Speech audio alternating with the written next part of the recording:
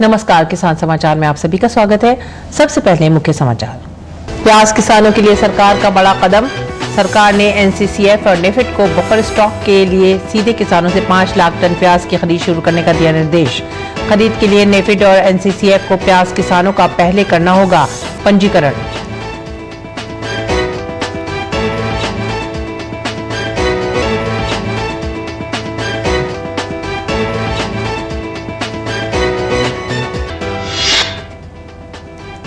उधमपुर के किसानों ने आय बढ़ाने के लिए हाइब्रिड प्याज के बीजों को अपनाया। किसान अपने साथी किसानों को हाइब्रिड प्याज के बीजों से तैयार पौधे बेचकर कमा रहे हैं बड़ा मुनाफा।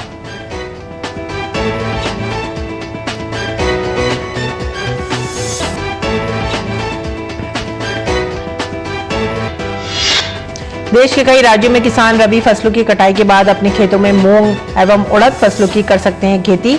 इससे किसानों को लाभ के साथ साथ देश को दलहन क्षेत्र में आत्मनिर्भर बनाने में भी मिलेगी मदद।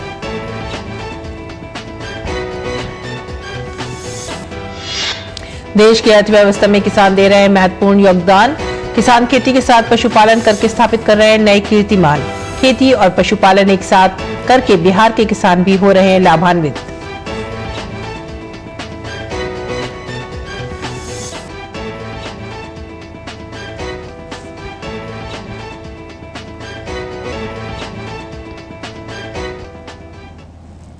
मुख्य समाचार के बाद खबरें विस्तार से। केंद्र सरकार बफर स्टॉक के लिए 5 लाख टन प्याज की खरीदारी करेगी। उपभोक्ता खाद्य एवं सार्वजनिक वितरण मंत्रालय ने एक बयान जारी करके कहा है कि नेफेड और एनसीसीएफ को बफर स्टॉक के लिए किसानों से 5 लाख टन प्याज की खरीद शुरू करने का निर्देश दिया गया है। सरकार ने प्याज निर्यात प्रतिबंध को आगे बढ़ाने की वजह से मंडी की कीमतों में संभावित गिरावट के बीच ये कदम उठाया है।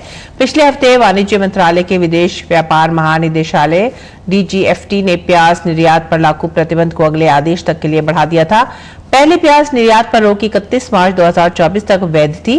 गौरतलब है कि रबी फसल की प्याज बाजार में आनी शुरू हो गई है। खरीद के लिए नेफेड और एनसीसीएफ को प्याज किसानों का पहले पंजीकरण करना है ताकि ये सुनिश्चित किया जा सके कि किसानों को भुगतान डायरेक्ट बेनिफिट ट्रांसफर DBT के माध्यम से उनके बैंक खातों में ट्रांसफर किया जाए। और मार्च महीने में देश के अधिकांश हिस्सों में गेहूं की खेती की जाती है। ऐसे में सरकार किसान भाइयों की पैदावार को बढ़ाने और उसे रतुआ रोग से बचाने के लिए जानकारी मुहैया करवा रही है। मार्च महीने के दूसरे पखवाड़े के दौरान लगातार मौसम में हो रहे परिवर्तन से गेहूं की फसल में कुछ कीट एवं रोग लग सकते हैं, जिसको देखते हुए भारतीय गेहूं एवं जौ अनुसंधान संस्थान ने गेहूं किसानों के लिए मार्च के दूसरे पखवाड़े यानी कि 16 मार्च से 31 मार्च तक के लिए सलाह जारी की है। गेहूं एवं जौ अनुसंधान संस्थान द्वारा जारी सलाह में बताया गया है कि अभी किसान गेहूं की फसल में लगने वाले कीट एफिड माह एवं पीला रतुआ रोग का नियंत्रण कैसे कर सकते हैं। वहीं तेज गर्मी से गेहूं की उपज में कमी न आए, इसके लिए किसानों को कौन सी दवा का स्प्रे करना चाहिए, ये जानकारी भी कृषि विश्वविद्यालय द्वारा दी गई है। गेहूं एवं जौ अनुसंधान संस्थान द्वारा किसानों को सलाह दी गई है कि किसान आवश्यकता के अनुसार अभी गेहूं की फसल में सिंचाई करें। वहीं तेज हवा वाले मौसम में लेजिंग से बचने के लिए किसानों को सिंचाई नहीं करनी चाहिए ताकि उपज के नुकसान से बचा जा सके। मार्च के मध्य से अंत तक तापमान बढ़ने की स्थिति में किसान फसल को सूखे से बचाने और तनाव को कम करने के लिए 0.2% म्यूरेट ऑफ पोटाश प्रति एकड़ 200 लीटर पानी में 400 ग्राम MOP का घोल बनाकर छिड़काव कर सकते हैं, या 2% KNO3 प्रति एकड़ 200 लीटर पानी में 4.0 किलोग्राम 2 बार बूट लीफ पर और एंथेसिस चरण के बाद स्प्रे कर सकते हैं। जम्मू और कश्मीर के उधमपुर में एक किसान हाइब्रिड प्याज की बुआई कर रहा है और किसानों को तैयार हाइब्रिड प्याज के पौधे बेचकर अच्छा मुनाफा कमा रहा है। आलू और लहसुन जैसे पारंपरिक फसलों से हटकर सोमराज ने कहा कि इस साल सरकार द्वारा उपलब्ध कराए गए संकर प्याज के बीज बोकर विश्वास की छलांग लगाई है। हमने पारंपरिक रूप से आलू, लहसुन, हल्दी, फूल और प्याज जैसी विभिन्न फसलें उगाई हैं। इस साल हमने संकर प्याज के बीज बोकर एक कदम आगे बढ़ाया है। हमने पहले ही पड़ोसी गांवों से सकारात्मक रुचि देखी है, जो कि वृद्धि का संकेत है। सोमराज की सफलता की खबर तेजी से पड़ोसी गांवों में फैल गई, जिससे संकर बीजों में उत्सुकता और दिलचस्पी जग गई। दूसरे गांव के किसान सोमराज की समृद्धि से प्रभावित होकर उनका अनुसरण करने के लिए उत्सुक हैं। ये हाई ग्रेड भी है, जो अभी थोड़ा लेट हो गए थे ना हम देने को, फीवर भी जो अच्छा चला है। बड़े बड़े दूरों के गांव के लोग आए हैं, कालडी तो आए हैं, कालडी से आए हैं, बलेत्र से आए हैं, तो कसूरी से, मानी से, तनाल से, टालपड़ से आए हैं, आज लोड से भी आए थे। बड़े बड़े दूरों के लोग आए हैं, सब परूली ले रहे हैं इधर से। इस साल 1 kg की दी है, अगले साल हम कोई 2-4 kg का देंगे। इसका फायदा बहुत है। इसका हम तरमाड़ा से आए हैं परूली लेने के, प्याज के हाईब्रिड बीज है ये, इसका हमें फायदा लेना है। बहुत दूर दूर से लोग आए हैं ये लेने के लिए। गवर्नमेंट में वालों ने ये बीज दिया है। जो हम देसी बीज लगाते हैं उसका कम फायदा होता है, ये हाईब्रिड बीज है इसका ज़्यादा फायदा होगा। महंग वाले हमें गाइड करते हैं ये बीज लगाओ, ये लगाओ, ये इसका अच्छा फायदा होगा, ये बीज बहुत बढ़िया है, हम यही लगाएंगे अच्छा बीज। फार्मर्स का जो वेजिटेबल में है उसको इनकम अपने आप बढ़ जाती है। जब एक कनाल में दूसरी क्रॉप्स लगाता है तो उसको 2 से 3 हज़ार रुपया मिलता है पर कनाल। पर जो वेजिटेबल लगाता है तो उसको उसकी इनकम जो है 20 से 25 हज़ार तक हो जाती है। वेजिटेबल में हमने कोशिश किया है कि फार्मर्स को हम हाइब्रिड वेजिटेबल की तरफ लाएं, और इसी के अंतर्गत हम फार्मर्स को इस बार ओनियन जो प्याज की खेती की तरफ ध्यान दिया है। पूरे उधमपुर में 340 हेक्टेयर के करीब हमारी ओनियन की खेती होती है, पर फार्मर्स जो है वो पहले देसी और वो जो अपने बीज लगाता था, हमने उसको इस बार हाइब्रिड वेजिटेबल की तरफ लाया है। और हाइब्रिड वेजिटेबल में जो अपना ओनियन का है, ओनियन की जो पनीरी तैयार की जाती है, जो वो काफ़ी काफ़ी दाम मिलते हैं। देश के कई राज्यों में जहां किसानों के पास सिंचाई की उपयुक्त सुविधा मौजूद है, वहां किसान रबी फसलों की कटाई के बाद अपने खेतों में मूंग एवं उड़द फसलों की खेती कर सकते हैं। गर्मी के मौसम में इन फसलों की खेती से किसानों को जहां अतिरिक्त आमदनी प्राप्त होगी, वहीं इससे देश को दलहन क्षेत्र में आत्मनिर्भर बनाने में भी मदद मिलेगी। ऐसे में जो किसान ग्रीष्मकालीन उड़द की खेती करना चाहते हैं, उन्हें उपयुक्त किस्मों का चयन करना चाहिए ताकि कम लागत में अच्छी पैदावार प्राप्त की जा सके। वैसे तो देश के अधिकांश क्षेत्रों में उड़द की बुआई का उपयुक्त समय 15 फरवरी से 15 मार्च तक ही है, पर किसान जल्द तैयार होने वाली किस्मों की बुआई इसके बाद भी कर सकते हैं। अच्छी पैदावार तथा गुणवत्ता युक्त उत्पादन लेने के लिए अच्छी प्रजाति का चयन अत्यंत महत्वपूर्ण है।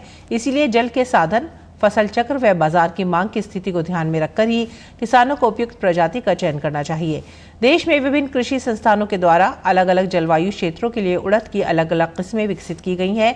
किसान इन किस्मों में से अपने क्षेत्र के लिए अनुकूल किसी भी उन्नत किस्म के बीज का चयन कर सकते हैं। सामान्यतः ग्रीष्मकालीन उड़द की बुआई के लिए 20 से 25 किलोग्राम प्रति हेक्टेयर बीज की आवश्यकता होती है। और नई दिल्ली स्थित भारतीय कृषि अनुसंधान संस्थान परिसर में चल रहे पूसा एग्री हाट में देश भर के प्रगतिशील किसानों ने स्टॉल लगाए हैं। इन्हीं में से एक है उत्तर प्रदेश के मेरठ के रहने वाले प्रगतिशील एफपीओ किसान एसपी सिंह। उन्होंने उत्तर प्रदेश के 318 किसानों के कृषि उत्पादों को यहाँ एक प्लेटफॉर्म दिया है। इस विषय पर एफपीओ किसान एसपी सिंह से बातचीत की गई। पूसा कृषि हाट में हमारे साथ एक प्रगतिशील किसान एसपी सिंह मौजूद है, जिन्होंने अपने कृषि उत्पादों का एक स्टॉल यहाँ लगाया हुआ है। ये बात करते हैं इनसे।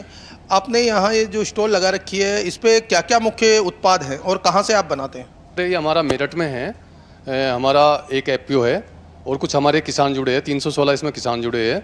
उन्हीं के फार्मों पे हम तैयार कराते हैं। हमारे गन्ने के सभी उत्पाद है, गुड़, शक्कर, खांड वगैरह, और हमारे मस्टर्ड ऑयल है, सभी चावल है कई तरह के, और बाकी हमें बिस्किट वगैरह ये भी हम बनाते हैं अपने, जो फार्मर से लेकर जो उनके प्रोडक्ट्स होते हैं। और कुछ हम गेहूँ है हमारे, जैसे बंसी गेहूँ है, ब्लैक व्हीट गेहूँ हैं, कुछ मल्टीग्रेन्स आटा भी हम बनाते हैं। यहाँ पे हमने एक मशीन भी लगाई हुई है। हम जो यहाँ पे कस्टमर आते हैं, हम उनके सामने उसकी पिसाई करके उनको उपलब्ध कराते हैं। ये प्लेटफार्म आपको मिला, ये कितना मददगार है? सर, ये तो बहुत ही मददगार है। मैं तो पूसा का बहुत ही धन्यवाद अदा करता हूँ इस मामले में, क्योंकि उन्होंने दिल्ली के बीच में हमें एक इस तरह का अच्छा प्लेटफार्म दिया है। तो ये हमारे लिए सभी के लिए बहुत ही लाभदायक रहेगा और अच्छा ही रहेगा। यहाँ पर ज़्यादातर किस चीज़ की डिमांड रहती है जो भी खरीदार आते हैं? सर, यहाँ पे ज़्यादातर जैसे सीज़न होता है, सर्दियों में तो गुड़, शक्कर, खांड वगैरह इसकी काफ़ी डिमांड रहती है, तेल की रहती है, चावल की काफ़ी डिमांड रहती है, और जैसे अभी हमने यहाँ आटे का किया है शुरू, तो आटे का भी, और वैसे दालें वगैरह भी यहाँ पे सभी तरह की चीज़ें यहाँ पे बिकती है, और काफ़ी लोग भी आते हैं। आप किसानों से उत्पाद खरीदते हैं, इनका मूल्य संवर्धन करते हैं, फिर बिक्री करते हैं, उन लोगों को रोजगार भी मिल रहा है और किसानों के उत्पादों का वाजिब दाम भी मिल रहा है। तो ये किस तरह की पहल है ये पूसा संस्थान की? सर जो हम अपना जो एपीओ है, जो उसमें हमारे मेंबर सदस्य है किसान, उनसे भी हम महंगा सामान लेते हैं, उनको भी फायदा होया, और हम भी वैल्यू ऐड करके इसको बेच देते हैं, तो यहाँ से हमारे एपीओ को भी फायदा होया और कस्टमर को भी सस्ती चीज़ मिल जाती है और एक शुद्ध चीज़ मिल जाती है, ऑर्गेनिक चीज़ मिल जाती है। इस तरह से सभी का किसान का भी भला होया और हमारा भी भला होया और कस्टमर का भी भला होया, हम तीनों का ही भला होया इससे। इस दुकान का कितना किराया है और किस प्रक्रिया के तहत मिलती है? सर ये एपीओ को और प्रगतिशील किसानों को और स्टार्टअप को ये दुकान मिलती है। इनमें 5,000 मंथली इसका किराया है और जीएसटी 18%, तो कुल मिलाकर 5900 रुपये इसका किराया बैठता है महीने का। ये थे उत्तर प्रदेश के रहने वाले प्रगतिशील किसान एसपी सिंह, जिनका मानना है कि एफपीओ के जरिए न केवल किसानों को जोड़कर उनके कृषि उत्पादों को यहाँ दिल्ली में बिक्री के लिए एक बेहतर प्लेटफॉर्म उपलब्ध करवा रहे हैं, बल्कि खुद के साथ साथ अन्य लोगों को रोजगार देकर आत्मनिर्भर बनाने का बेहतर काम भी कर रहे हैं। मेरे सहयोगी कैमरामैन सुमित धीमान के साथ मैं OP Yadav, DD news, Delhi. और आइए अब जानते हैं मंडी भाव।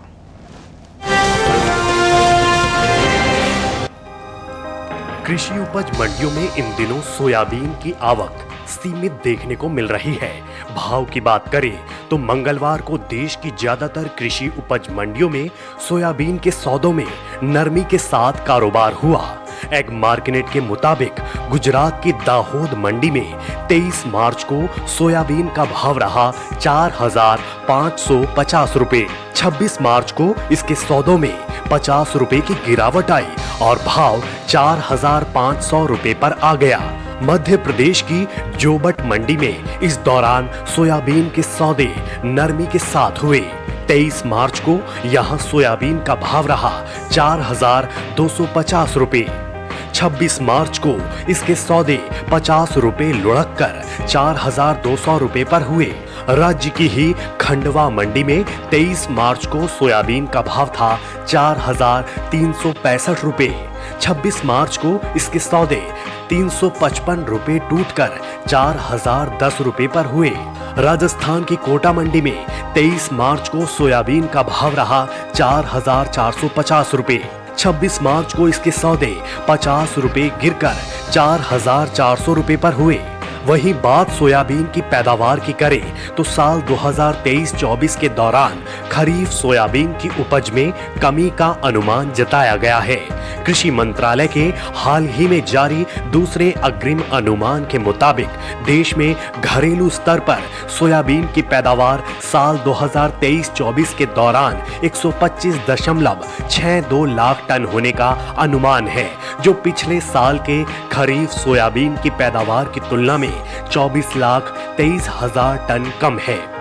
जबकि साल 2022-23 के दौरान खरीफ सोयाबीन की उपज 149.85 लाख टन रही थी।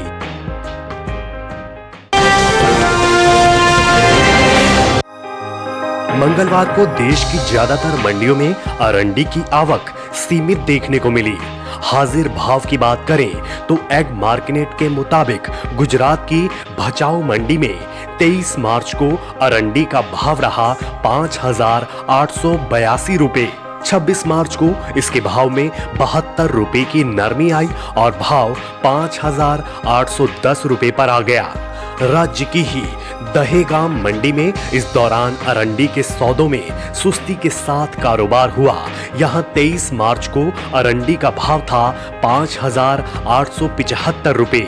26 मार्च को इसके सौदे 5 रुपए नरम होकर 5,870 रुपए पर हुए। वहीं बात देश की दूसरी मंडियों की करें तो मंगलवार को राजस्थान की जोधपुर मंडी में अरंडी का भाव रहा 5,000 रुपए, जबकि गुजरात की दाहोद मंडी में अरंडी 5,350 रुपए पर बिकी। जबकि जंबूसर मंडी में अरंडी के सौदे 5,400 रुपए पर हुए। 29 फरवरी को कृषि एवं किसान कल्याण मंत्रालय की ओर से साल 2023-24 के लिए प्रमुख खरीफ और रबी मौसम फसलों की पैदावार का दूसरा अग्रिम अनुमान जारी किया गया।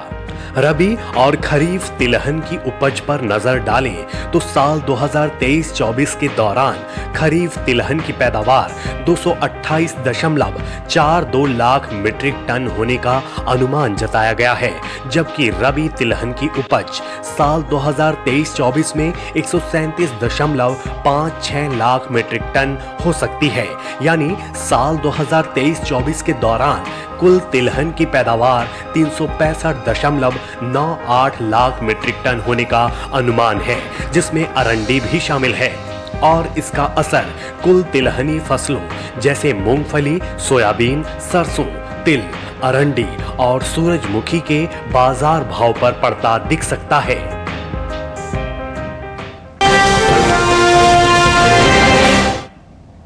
और आइए बात करते हैं मौसमी खेती की। किसान इस मौसम में कैसे रखें अपनी खेती का ख्याल, देखते हैं।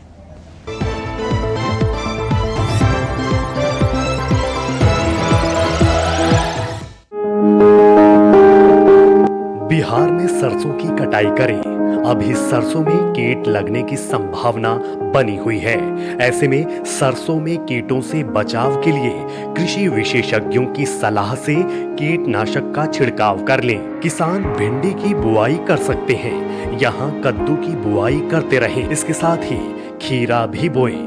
वहीं करेले और लौकी की बुआई करने का समय सही है। बिहार में मूंग की बुआई के लिए खेत तैयार कर सकते हैं। किसान आलू की खुदाई कर लें। आलू के खेत में सिंचाई अभी रोक दें। इसके अलावा मक्के के खेत की देखभाल करें। बिहार में मखाने की रोपाई कर सकते हैं, साथ ही धान की रोपाई करते रहें। झारखंड में कद्दू की बुआई के लिए खेत तैयार कर लें। किसान खीरे की बुआई के लिए खेत तैयार कर सकते हैं। यहीं गेहूं के खेत से खरपतवार निकालें, साथ ही आलू की खुदाई करते रहें। झारखंड में धान की रोपाई करें। धान में कीटों से बचाव के लिए कृषि विशेषज्ञों की सलाह से कीटनाशक छिड़कें। अभी मूंग की कटाई कर लें। किसान काबुली चने की बुआई करते रहें। काबुली चने में कीटों से बचाव के लिए कृषि विशेषज्ञों की सलाह से कीटनाशक का इस्तेमाल करें। किसान आम के बागों में कीटों से बचाव के लिए कृषि विशेषज्ञों की सलाह से कीटनाशक का छिड़काव कर लें। झारखंड में करेले की बुआई कर सकते हैं।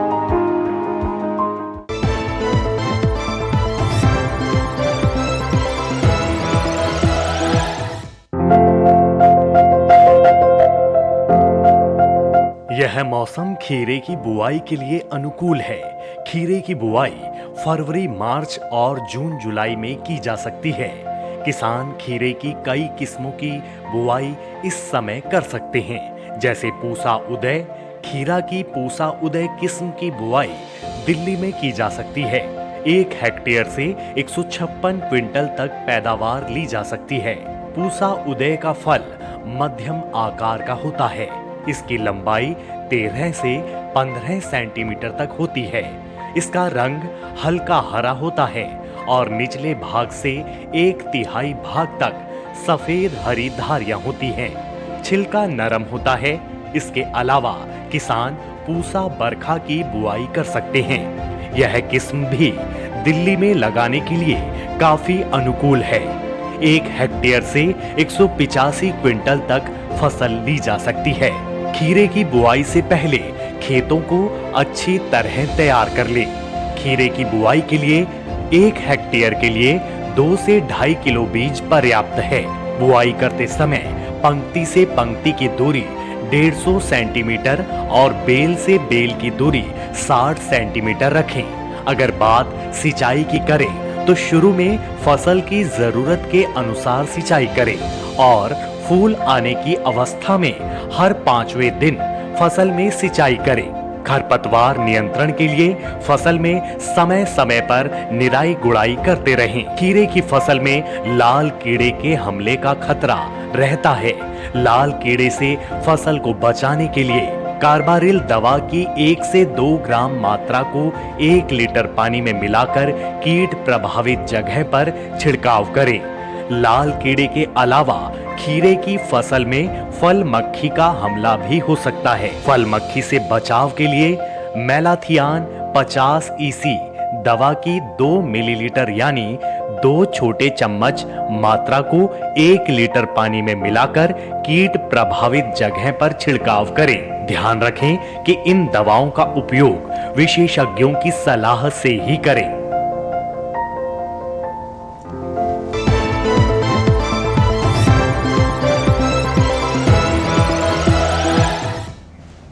और आइए अब जानते हैं कुछ और खबरें। खास खबर में प्रवर्तन निदेशालय ने दिल्ली सरकार की कथित आबकारी नीति घोटाला से जुड़े मनी लॉन्ड्रिंग मामले में दिल्ली और एनसीआर में आम आदमी पार्टी नेता दीपक सिंगला के आवास सहित कई ठिकानों पर छापा मारा है। केंद्रीय जांच एजेंसी ने इससे पहले मटियाला से पार्टी विधायक गुलाब सिंह यादव के घर पर 23 मार्च को छापेमारी की थी। दिल्ली बीजेपी के अध्यक्ष वीरेंद्र सचदेवा आज दिल्ली पुलिस कमिश्नर से मिले। वीरेंद्र सचदेवा ने अधिवक्ताओं और पार्टी नेताओं के साथ दिल्ली पुलिस आयुक्त श्री संजय अरोड़ा से मुलाकात की। उन्होंने मुख्यमंत्री अरविंद केजरीवाल की हिरासत से कथित पत्रों के संबंध में एक पुलिस शिकायत भी दर्ज कराई। तमिलनाडु के कोयम्बटूर में भाजपा के प्रदेश अध्यक्ष के अन्नामलाई ने कोयम्बटूर लोकसभा सीट से अपना नामांकन दाखिल किया। शिवसेना उद्धव गुट ने लोकसभा चुनाव के लिए 16 उम्मीदवारों की सूची जारी कर दी है। महाराष्ट्र में महाविकास अघाड़ी के बीच सीटों के बंटवारे से पहले ही शिवसेना उद्धव गुट ने अपनी सूची जारी की है। अभी गठबंधन सहयोगियों के बीच सीटों का बंटवारा नहीं हुआ है। बिहार में लोकसभा चुनाव प्रचार के लिए बीजेपी ने स्टार प्रचारकों की लिस्ट जारी कर दी है। इस लिस्ट में कुल 40 नेताओं को शामिल किया गया है। सूची में प्रधानमंत्री नरेंद्र मोदी के साथ अमित शाह, जेपी नड्डा, राजनाथ सिंह, नितिन गडकरी, एमपी के सीएम मोहन यादव, बिहार के दोनों डिप्टी सीएम सम्राट चौधरी, विजय सिन्हा के नाम शामिल हैं।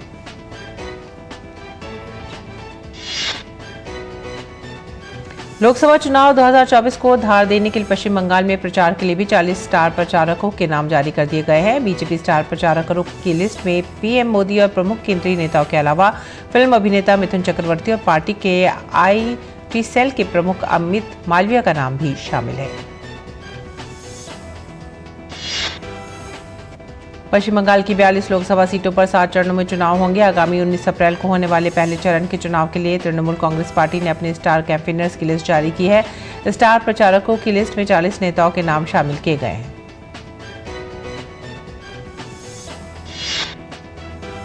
लोकसभा चुनाव के लिए प्रचार अभियान जारी है। तमिलनाडु के दक्षिण चेन्नई से भाजपा उम्मीदवार तमिलसाई सुंदरराजन ने चेन्नई के कोयम्बेडू से अपना चुनाव अभियान शुरू किया, जिसमें बड़ी संख्या में पार्टी के कार्यकर्ताओं के साथ स्थानीय लोग भी शामिल हुए। छत्तीसगढ़ के बीजापुर जिले में पुलिस और नक्सलियों के बीच मुठभेड़ में 6 नक्सली ढेर, 2 महिला नक्सली भी शामिल। ये मुठभेड़ बासागुड़ा थाना क्षेत्र के चिपुरपट्टी के इलाके में हुई।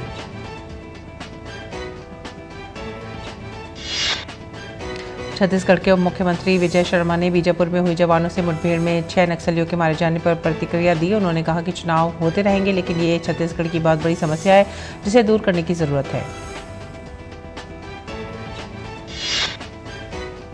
विदेशी मुद्रा उल्लंघन मामले में ईडी ने Capricorn shipping and logistic private limited और इसके निदेशकों विजय शुक्ला एवं संजय गोस्वामी के दिल्ली, हैदराबाद, मुंबई, कुरुक्षेत्र और कोलकाता स्थित ठिकानों पर छापे मारे हैं। एजेंसी ने 2.54 करोड़ रुपए की नकदी बरामद की। धार के ऐतिहासिक भोजशाला का हाईकोर्ट के निर्देश पर एएसआई टीम द्वारा लगातार सर्वे कार्य किया जा रहा है। इस दौरान परिसर के चारों ओर भी सुरक्षा के पुख्ता इंतजाम किए गए हैं।